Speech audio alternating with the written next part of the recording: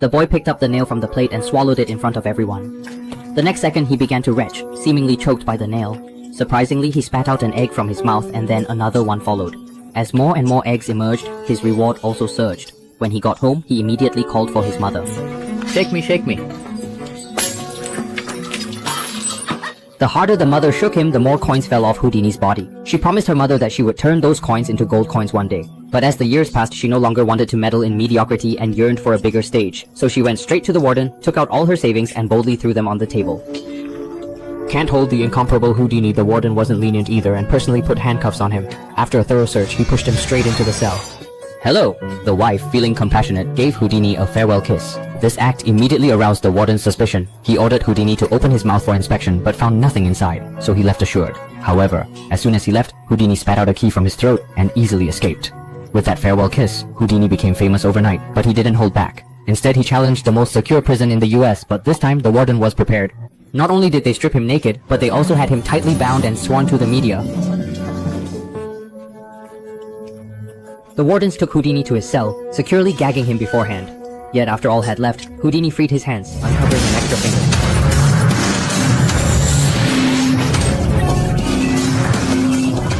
Gone. With extensive media coverage, Houdini's fame spread nationwide, but he knew it wasn't enough. People were always seeking novelty, expecting an even more thrilling performance, so Houdini decided to challenge human limits. He prepared a water tank, firmly locked his feet, and was then suspended upside down into the tank, locking the lid as time ticked by. Everyone's heart was in their throat. 2 minutes passed and there was no movement behind the screen. The audience began to get restless, demanding rescue. At the 3-minute mark, Houdini still didn't appear, causing his assistant and wife to panic as well, immediately calling for rescue personnel. When the screen was finally removed, everyone was stunned. Houdini had long vanished. As the rescue crew turned around, the crowd erupted. Houdini's extraordinary act made him the focus once more. His fame also caught the upper echelon's eyes. Eventually, a secret figure came to Houdini stating, "Your nation calls upon you." War was looming and the homeland wanted Houdini to infiltrate German nobility and acquire strategic intelligence, which might delay or avert battle. For his country, Houdini agreed at once. Soon enough, Houdini received an invitation from the German royalty, but the German emperor wasn't interested in ordinary magic. Out of desperation, Houdini had to borrow a sharpshooter from the emperor, asking him to shoot at a target 10 meters away. But when the gunman raised his gun, prepared to fire, Houdini stood in front.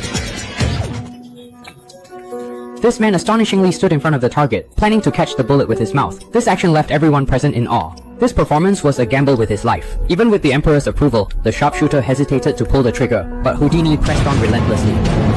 The gunfire roared, grasping the dragon, ready at the trigger. When the smoke cleared, a miracle happened. Houdini had indeed caught the bullet with his mouth. The audience erupted in applause, and the emperor was thoroughly impressed with Houdini. However, little did they know, the trick behind this magic was quite simple. The assistant had used a magnet at the base of the loading rod to extract the bullet, making the performance seem real. This simple trick allowed Houdini to infiltrate the German royalty successfully. On this day, using a performance as a cover, Houdini sneaked into the German embassy, found an important document in the safe, but had to hide inside it when the ambassador entered the office with a beautiful woman. Unfortunately, the ambassador noticed the safe was not closed properly. He nonchalantly walked up, twisted the handle, and locked Houdini inside. Meanwhile, the audience in the theater grew impatient. Having waited for half an hour without any sign of Houdini, they demanded the safe be opened. Fortunately, the ambassador didn't stay long and left with the woman. Houdini quickly shut his eyes, recalling the arrangement of the locks and gears, then used a metal piece to unlock the safe. But by then, the tension in the theater was at its peak. The assistant ordered the safe be forced open. When it was opened, it was full of red roses. Everyone wore a puzzled look when Houdini appeared, having completed the task successfully. This intelligence played a crucial role during the war. Not long after, Houdini was invited to Moscow to perform for the Tsar's family. He asked the audience to write down their wishes, collected the papers, and had the princess pick one at random. However, when Houdini read the note, he realized he couldn't understand Russian and asked the empress for a translation. After a glance, she shook her head, saying the wish was impossible to fulfill. What's it say when one of us viciously you would make the Clemindas ring again? The king also stated that it was impossible since that clock had been silent for hundreds of years. The mechanisms were long rotten and the passage to the bell tower was sealed. Just when everyone was disappointed, Houdini walked to the window, opened it, and proceeded with his trick. Pull once more. The harmonious bell continued to resonate, echoing over the Kremlin, astounding every royal family member who was present. They knelt down and prayed fervently. Yet it wasn't a miracle that prompted the bell, but a marksman's rifle. It appears that Houdini's aide had placed a sniper in the opposite edifice, fixed a suppressor, aimed at the clock, and fired simultaneously as the young princess yanked the rope. This was likewise orchestrated by Houdini beforehand, with the package to be swapped after the princess chose it. With this act, Houdini rose to fame at once, turning into a celebrated illusionist, and at last fulfilled his boyhood vow to his mother, changing coins into gold for her. But when his success neared its zenith, he was dealt another lethal blow.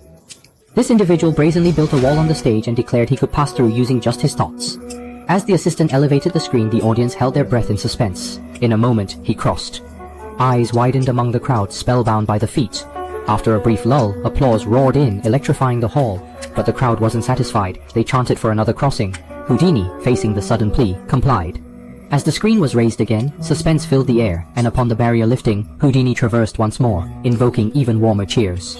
The assistant stealthily engaged the device. Houdini ducked swiftly and scrambled over swiftly. Seeing the magician in such a plight, his spouse stifled a laugh while Houdini remained poised, signaling his assistant. Once the screen was lifted again, he completed another passage and the crowd burst into fervent applause.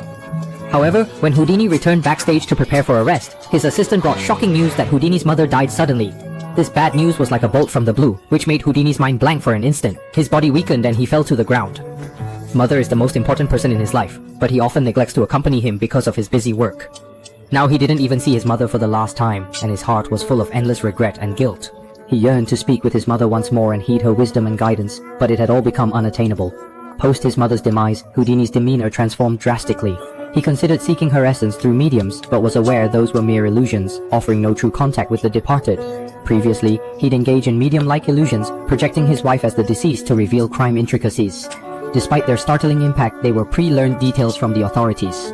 Then used some skills and speculation to present the effect. However, this kind of performance evoked sad memories of the families of the deceased and made them fall into pain again. Seeing their pain, Houdini felt deeply self-blame and guilt, and decided not to perform such magic tricks. However, his mother's death left an incurable scar in his heart.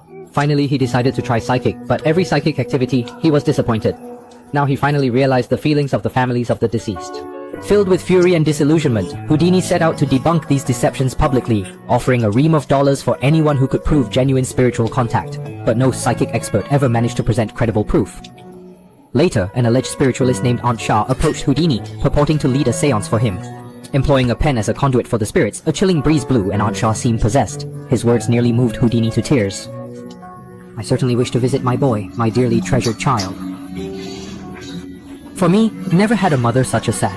At this moment, Houdini really seemed to feel that his mother was by his side, and his endless yearning in his heart finally got sustenance. However, Houdini actually discovered the doubt long ago, because he knew that his mother couldn't speak English at all, let alone forget that today was his birthday.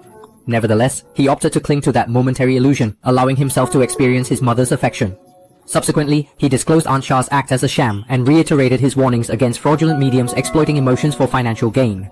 He vowed to devote his life to combat them until every falsehood was laid bare, leading to Sha Yi facing a media onslaught and issuing his bitter curse. I thought this was just an angry word, but I didn't expect it to be long before. The accident really happened. A self-proclaimed journalist came backstage and Houdini beat him hard when he was unsuspecting.